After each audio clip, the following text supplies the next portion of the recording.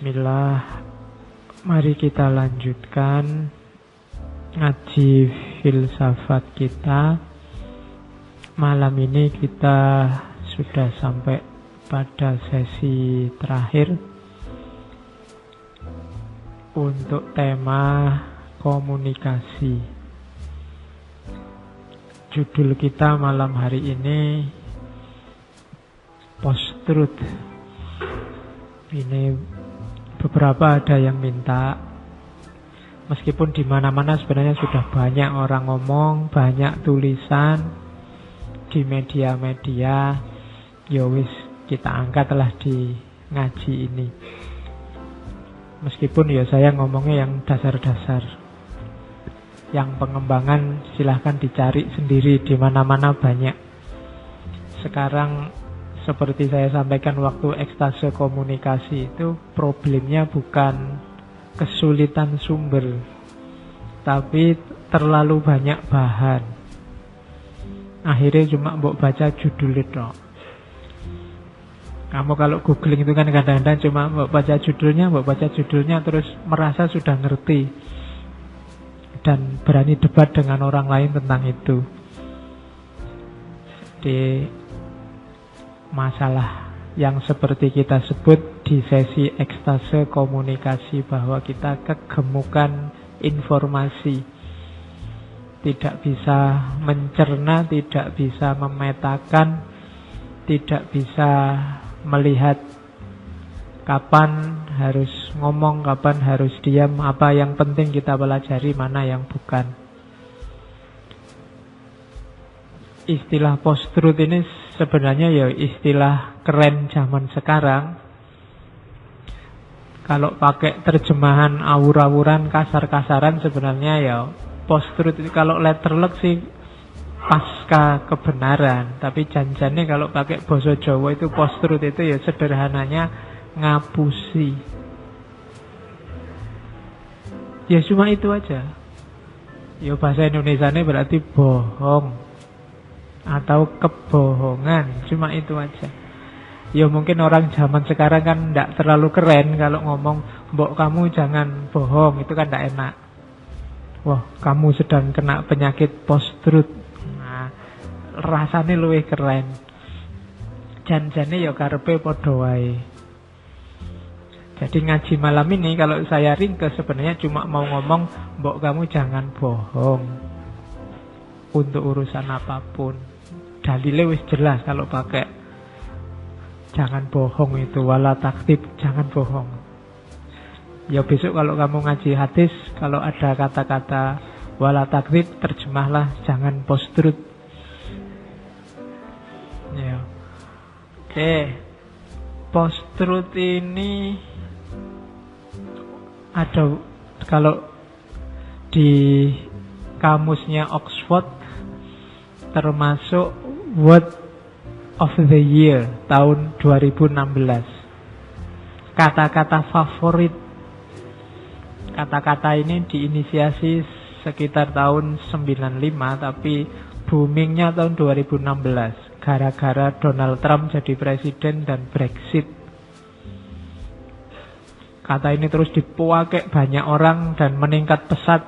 Kabarnya meningkat 2000%. Orang suka sekali pakai istilah post-truth. Jadi telingamu mau nggak mau akhirnya dengar kata-kata itu, sadar atau tidak sadar, karena dia the word of the year, kata-kata tahun 2016. Kalau pakai bahasa lain itu saya bawakan, kamu baca sendiri ya. Aku tidak bisa moconya. Pakai bahasa Spanyol, pakai bahasa Polandia, Perancis, Itali, Portugis, Denmark, Belanda, Jerman, Rusia, Swedia. Kamu lihat, kamu baca sendiri kalau bisa. Kalau tidak bisa ya post-truth saja.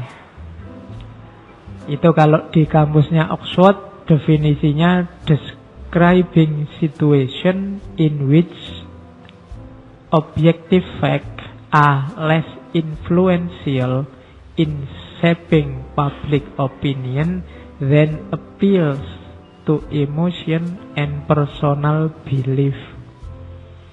Jadi post-truth itu adjektif ya, kata sifat. menjelaskan satu situasi kalau ada satu kondisi ketika fakta objektif less influential, kalah penting, kalah berpengaruh, tidak terlalu penting untuk in shaping public opinion, untuk membentuk pandangan masyarakat. Jadi yang objektif itu tidak laku. Kalau kamu ngomong faktanya ini loh, kebenarannya ini loh, itu tidak laku. Orang tidak terlalu percaya. Then appeals to the emotion and personal belief, dibandingkan yang sifatnya emosional dan kepercayaan. Personal belief berarti kepercayaan pribadi.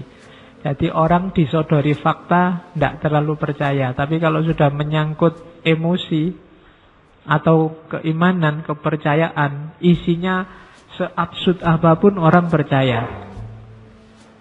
Itu post-truth.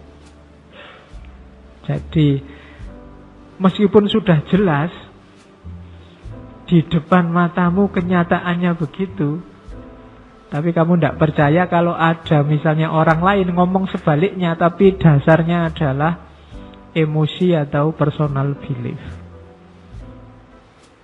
Oke, nah itu situasi ini namanya post-truth. Ya, nanti kita jelajahi logikanya dari awal sampai akhir, bagaimana post-truth itu sampai kejadian sampai hari ini populer sekali, luar biasa.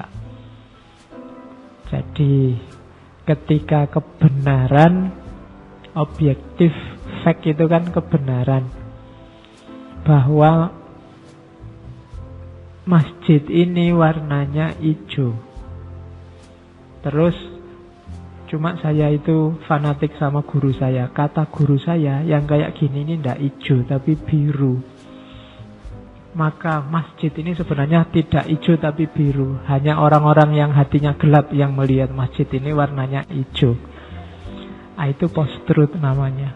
Fakta ini wis jelas hijau, tapi fakta itu tidak kamu percaya. Yang kamu percaya mungkin gurumu, ustadzmu, atau kiblatmu siapa. Yang nah, itu jenis post-truth. Hari ini banyak berseliweran di mana-mana. Sudah jelas berkokok, itu kan harusnya ayam. Tapi kamu nunggu fatwa dulu. Jangan dulu, kita nggak berhak berfatwa. Yang punya fatwa yang sana, ini disebut ayam apa disebut kambing. Kalau fatwanya bilang kambing, ya itu harus kambing. Nah, itu namanya post-truth. Atau emotion. Emotion itu mungkin keterikatan kelompok, keterikatan individual. Mungkin pokoknya pacarmu bilang apa saja, faktanya kamu itu mungkin beli baju, menurutmu itu baju jelek sekali, tapi begitu pacarmu bilang, oh ini bagus kalau kamu pakai, pas luar biasa. Misalnya kulitmu hitam terus pakai baju kuning ngejreng sama hijau, luar biasa. Kamu ganteng sekali kalau pakai ini. Dan jadi kamu ngerti secara faktual itu menyedihkan. Tapi karena dia yang ngomong, mesti aku ganteng.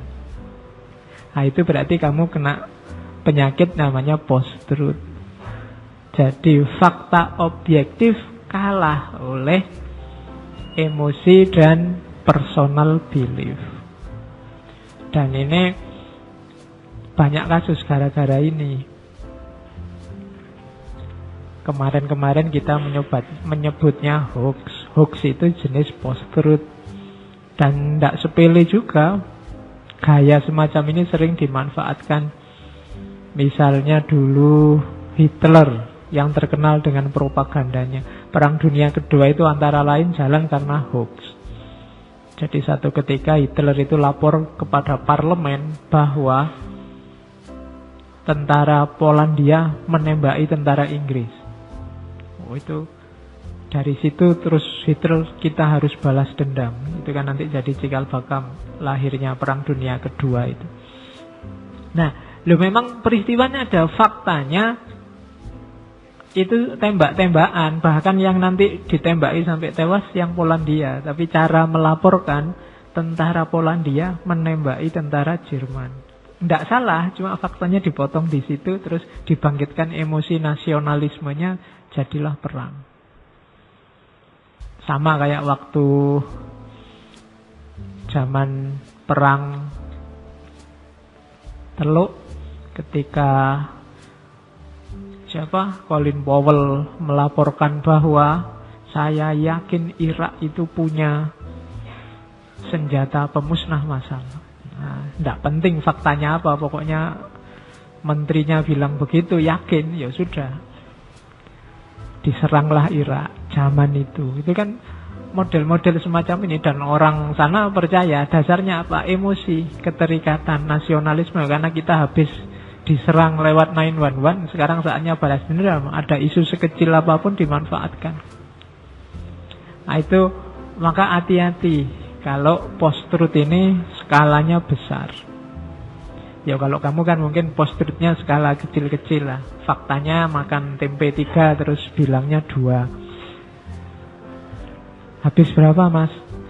Rasanya cuma 2. Jadi iyalah, dan yang jualan percaya sajalah karena melihat wajahnya kok santri. Oke, berarti kamu terjebak post-truth.